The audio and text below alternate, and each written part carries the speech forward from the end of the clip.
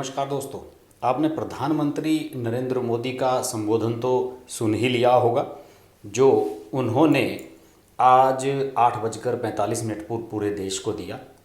और इस संबोधन को लेकर अचानक ही ऐलान हुआ था शाम के समय। लगभग उनके संबोधन से लगभग 1-1.5 घंटे पहले ही पीएमओ ने ट्वीट करके बताया था कि प्रधानमंत्री देश को संबोधित करने वाले हैं। इसको लेकर कई अटकलें एकदम से लगनी शुरू हो गई थी। अटकलों का बाजार एकदम गर्म हो गया था। वो क्यों? क्योंकि एक दिन पहले ही प्रधानमंत्री के नेतृत्व में जो बैठकें हुई थी, उसमें देश में ऑक्सीजन की सप्लाई को लेकर, कोविड की स्थिति को लेकर और वैक्सीनेशन 18 साल से अधिक उम्र के सभी लोगों को वैलिड करने को लेकर, इन सब मुद्दों पर कई अहम चर्चाएं हुई थी और फैसले लिए गए थे। लेकिन आशंकाएं क्या थी? लोगों के मन में आशंकाएं ये थी कि शायद अब पूरा देश लॉकडाउन की तरफ बढ़ रहा है। दिल्ली में जिस तरह का क्राइसिस है, अरविंद केजरीवाल ने ये कहा कि जो 6 दिन का अभी फ़िलहाल कर्फ्यू, जिसे लॉकडाउन ही कहा जा रहा है, लगाया गया है 26 अप्रैल तक, उसकी वजह से हमारा जो हेल्थ सिस्टम है दिल्ली का, जो इंफ्रास्ट्रक्चर है यहाँ की, उसको थोड़ा रिलीफ मिल जाएगा, उस पर प्रेशर कम होगा क्योंकि केसेस कम होंगे। इसी तरीके से पूरे देश के जो केसेस हैं उनमें भी एकदम से गिरावट आई है। और चूंकि सैटरडे और संडे में देश भर के कई हिस्सों में लॉकडाउन लगाया गया था, तो इसकी वजह से फिगर्स एकदम डाउन आई हैं, जो लगभग 2.25 लाख तक पहुंच गई थी एक दिन में, आज 2 लाख से भी नीचे पहुंच गई हैं। तो ये एक बड़ा बदलाव है।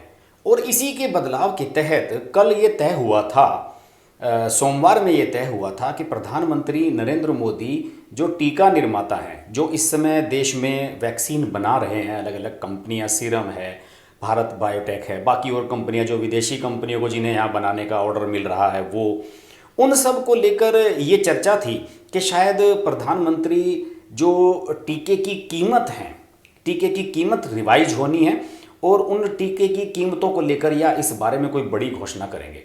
लेकिन ये घोषणा भी नरेंद्र मोदी ने नहीं की।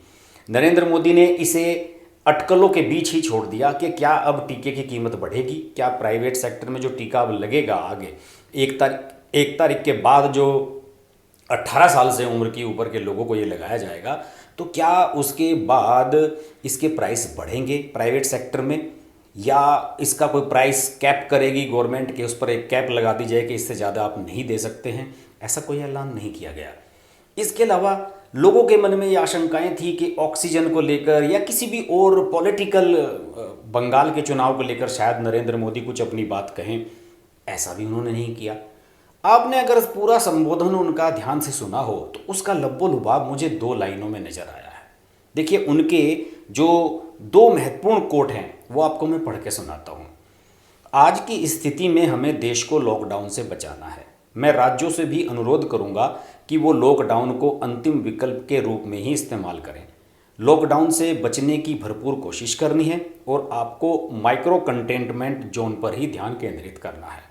नरेंद्र मोदी का साफ साफ है कि अब देश उस तरह के लॉकडाउन को नहीं बर्दाश्त कर सकता जैसा पिछले साल हुआ था, कि सारे के सारे मार्केट, बाजार, बिजनेस, धंधे, फैक्ट्रियां सब 2 महीने के लिए बंद कर दी जाएं, जैसे कि पिछले साल अप्रैल मई में हुआ था।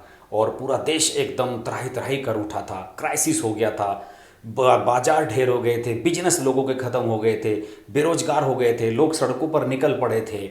इसकी हल्की सी झलक एक दिल्ली में दिखाई दी पिछले 24 घंटों में, जब कुछ लोग इस आशंका से निकल पड़े कि शायद दिल्ली का लॉकडाउन अब 6 दिन के बाद और बढ़ेगा। तो ऐसे में मुझे लगता है कि नरेंद्र मोदी के लिए ज़रूरी हो गया था कि वो देश को संबोधित करें और जो आशंकाएं लोगों के मन में हैं उनको शांत करें। आज की स्पीच मुझे लगता है कि प्रधानमंत्री ने उसी मद्देनज़र रखी और उन्होंने साफ कर दिया कि अब देश में वैसा लॉकडाउन नहीं लगेगा जैसा पहले लगा था। आपको याद हो, पिछले साल अमेरिका ने भी लॉकडाउन नहीं लगाया था। इसकी वजह से डोनाल्ड ट्रंप की ज़बरदस्त आलोचना हुई थी, बहुत लोग मारे गए थे अमेरिका में, बहुत सारे लोगों को संक्रमण हुआ था। और आज भी पूरे दुनिया में सबसे ज़्यादा जो केसेस हैं, एक्टिव केसेस हैं या पॉजिटिव केसेस हैं या जो डेथ केसेस हैं, वो सबसे ज़्यादा अमेरिका में ही हैं। अगर आप वर्ल्डोमीटर में खोल कर देखेंगे तो सबसे ज़्यादा फिगर्स अमेरिका की मिलेंगी। भारत दूसरे नंबर पर है, जबकि भारत की आबादी अमेरिका से कई गुनी बड़ी है। वो सिर्फ इसी वजह से हुआ था क्योंकि पिछले साल वहाँ लॉकडाउन इतना स्ट्रिक्ट नहीं था जितना इंडिया में है। और मेरा मानना है कि अगर इंडिया में पिछले साल इतना स्ट्रिक्ट लॉकडाउन नहीं हुआ होता तो आज हम किसी और दूसरी तबाही के कगार पर खड़े होते।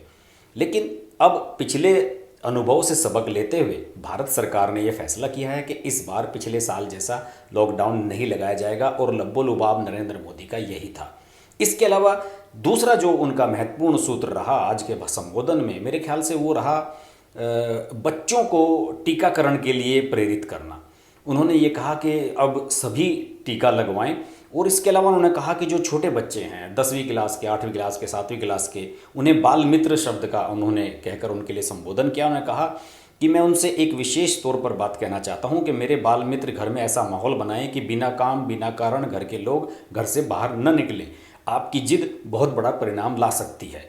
उन्होंने डायरेक्ट बच्चों से खुद को कनेक्ट किया और कहा कि जब आपके घर के परिवार के लोग बिना वजह घर से बाहर निकलने लगे तो आप उन्हें टोकें कि अंकल, पापा, चाचा, ताऊ, भैया आप घर से बाहर मत जाएं। इसके अलावा उन्होंने ये भी कहा कि जो युवा साथी हैं वो अपनी सोसाइटियों में, मोहल्लों में, अपार्टमेंट्स में छोटी छोटी कमेटियां बनाकर कोविड के अनुशासन का पालन कराएं, उसमें हेल्प करें और सरकारों को न कंटेनमेंट जोन बनाने की जरूरत पड़ेगी और न कर्फ्यू लगाने की और न लॉकडाउन लगाने की। तो नरेंद्र मोदी ने साफ कर दिया कि देश में अब लॉकडाउन नहीं लगेगा, निश्चिंत हो जाएं, बस मास्क लगाएं, हाथ धोएं, भीड़ भाड़ से दूर रहें, घरों में रहें, ज़रूरत होने पर ही बाहर निकलें और मैक्सिमम फोकस वैक्सीनेशन पर रखें। तो मुझे लगता है कि नरेंद्र मोदी का जो आज का स्पीच था बिल्कुल अप टू डेट था और एक सही मैसेज था। पिछले साल आपको याद होगा कि कोरोना काल में जब भी नरेंद्र मोदी आते थे लॉकडाउन को लेकर ही घोषणा करते थे और लोगों को डर लगने लगा था कि यार मोदी जी अब पता नहीं क्या कर देंगे, अब लॉकडाउन कहाँ बढ़ जाएगा। लेकिन आज का जो मैसेज था उनका बहुत पॉजिटिव था, सकारात्मक सोच के साथ था और मुझे लगता है कि अगर उनकी बातों को ध्यान में हम लोग रखें तो हम अपने आप को, अपने समाज को, अपने परिवार को कोरोना से बचा सकते हैं और इस लड़ाई को जीत सकते हैं। देखते रहिए हर्ष की बात लाइव और हाँ, प्लीज़ चैनल को सब्सक्राइब करना ना भूलें और नोटिफिकेशन के लिए बेल आइकन जरूर प्रेस कर लें क्योंकि मैं लाइव आता हूँ और लाइव में आप मेरे साथ जुड़ सकते हैं। नमस्कार। अगर आपको हमारी वीडियो पसंद आई तो वीडियो को लाइक करें, चैनल को सब्सक्राइब करें और नोटिफिकेशंस के लिए बेल आइकन को प्रेस करें।